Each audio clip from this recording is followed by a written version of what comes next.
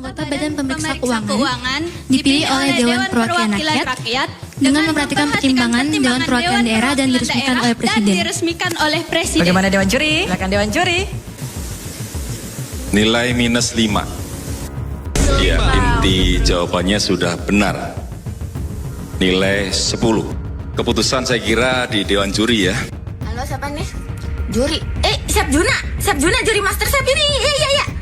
Oh, juri cerdas cermat. Minta maaf, ngapa? Ngasih poin -5. Gila, segala minta maaf. Gak usah, gak apa-apa. Gak apa-apa banget, anak saya yang poinnya minus. Iya, daripada pendengaran bapak minus. Iya, wajar kan jadi pejabat. Iya, makanya suara rakyat sering tidak terdengar ya Pak. Wah, bercanda. Artikulasinya nggak jelas. Ya ilah, segala artikulasi. Bunda Maya kali lu ah. Nah, ini lagi cerdas cermat, bukan Indonesian Idol.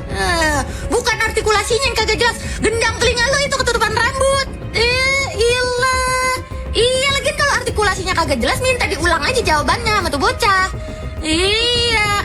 Nggak cukup durasi. Ya ilah, buru-buru amat kayak Pak Jero tetot-tetot, heran. MC aja bilang juri sudah kompeten dan sangat teliti. Oh, kayak kagak ngerti aja. Itu mah kan udah SOP, sesama oknum harus saling melindungi. Iya, udah saya sibuk ah. Iya, saya gini aja. Enggak, saya nggak marah, enggak. Saya gini aja bagi alamat juri dah. Mau ngirim bakso kagak? Mau ngirim rudal? Iya, pakai COD. Cepetan ya. Iya, makasih ya. Tadi kenapa yang pertama -5? Karena artikulasinya kurang jelas. Makanya artikulasi itu penting. Ya, perlu diperhatikan oleh seluruh peserta. Artikulasi itu penting. Kenapa? Karena Dewan Juri itu ada yang budek. PR dalam memilih anggota BPK diwajibkan untuk memperhatikan pertimbangan dari lembaga mana. Badan Pemeriksa Keuangan dipilih oleh Dewan Perwakilan Rakyat dengan memperhatikan pertimbangan dari Dewan Perwakilan Daerah dan diresmikan oleh Presiden. Nilai -5. Loh, kenapa salah Pak? Pertimbangan dari DPD-nya Loh, tidak ada. ada. DPR. Iku kuping tak sepion sogun niku. Aku ngomong Dewan Perwakilan Daerah, Cuk. Dewan Perwakilan Daerah ini singkatannya DPD tak LC, Cuk. Mungkin itu hanya perasaan adik-adik saja. Kayak menang biduan. Artikulasi itu penting, ya. Bacot, kayak ngomong artikulasi, Zu. Cai ngomong coba, ular, melingkar, dipagar, berputar-putar. Ayo, kita tes artikulasi siapa yang lebih jelas, Rupamu kayak masker scuba, Zu. Ya, pertama yang paling disayangkan dari kasus cerdas cermat ini bukan sekedar salah dengar ya, tapi budaya enggan bertanggung jawab. Padahal kalau memang tidak jelas, tinggal bilang sebentar, kita dengarkan ulang rekamannya ya. Selesai, transparan dan adil. Lagi pula agak aneh ya kalau 3 orang sama-sama tidak mendengar, sementara penonton mendengar. Setelah video viral pun harusnya cepat buat klarifikasi, minta maaf, dan sampaikan konsekuensi, misalnya mengundurkan diri. Tidak perlu menunggu di blacklist, karena anak-anak belajar dari contoh orang dewasa.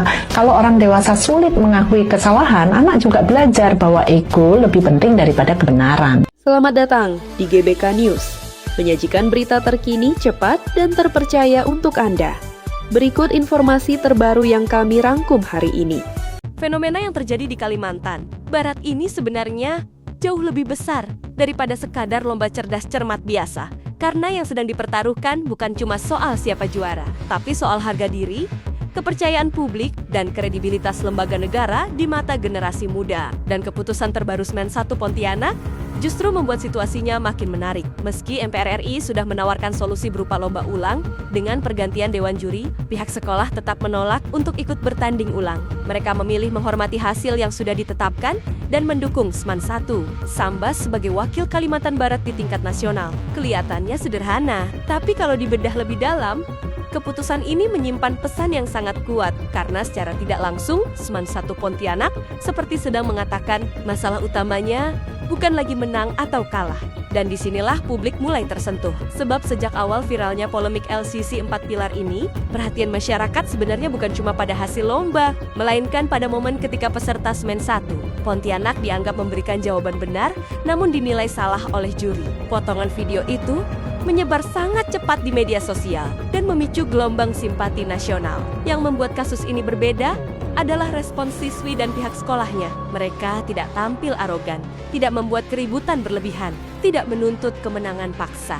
Mereka justru fokus pada satu kata, klarifikasi, dan itu yang membuat publik merasa mereka sedang memperjuangkan sesuatu yang lebih besar daripada trofi. Sekarang kita masuk ke analisa yang lebih tajam. Kenapa keputusan menolak lomba ulang justru membuat simpati publik semakin besar? Karena dalam psikologi publik, ada satu hal yang sangat kuat. Orang cenderung lebih menghormati pihak yang dianggap legowo setelah diperlakukan tidak adil. Semen, 1. Pontianak sebenarnya punya peluang besar untuk ikut ulang dan mungkin menang. Apalagi MPR bahkan sudah menjanjikan pergantian dewan juri demi menjaga objektivitas. Tapi mereka memilih mundur. Dan keputusan itu justru mengubah posisi mereka dari sekadar peserta lomba menjadi simbol moral di mata banyak netizen. Di media sosial, banyak publik mulai melihat mereka bukan sebagai pihak kalah, melainkan pihak yang menang secara etika. Ini penting, karena di era digital, persepsi publik kadang jauh lebih kuat daripada hasil resmi. Kita lihat polanya secara administratif. Seman 1 Sambas tetap juara, tapi secara emosional di ruang publik, simpati besar justru mengalir ke Seman 1 Pontianak. Dan situasi seperti ini sangat jarang terjadi dalam lomba pelajar. Yang lebih menarik lagi, keputusan mundur itu sebenarnya juga bisa dibaca sebagai bentuk kritik halus terhadap sistem. Karena ketika sebuah kompetisi sampai harus diulang, akibat polemik penilaian, maka publik otomatis mulai mempertanyakan kualitas mekanisme sebelumnya. Meskipun MPR sudah meminta maaf dan menjanjikan evaluasi menyeluruh, luka persepsi publik terlanjur terbentuk. Dan di era viral seperti sekarang, sekali kepercayaan publik terguncang, sangat sulit mengembalikannya seperti semula. Sekarang kita tarik lebih dalam lagi. Kasus ini sebenarnya memperlihatkan sesuatu yang sering luput disadari. Generasi muda hari ini jauh lebih sensitif terhadap isu keadilan dibanding generasi sebelumnya. Mereka mungkin bisa menerima kekalahan, tapi sulit menerima ketidakjelasan. Itulah kenapa video polemik LCC ini bisa meledak begitu besar. Karena publik merasa sedang melihat benturan antara anak muda yang percaya pada kejujuran melawan sistem yang dianggap tidak transparan. Dan narasi seperti itu sangat mudah membakar emosi publik. Yang juga menarik adalah bagaimana pihak sekolah berusaha menjaga suasana tetap kondusif.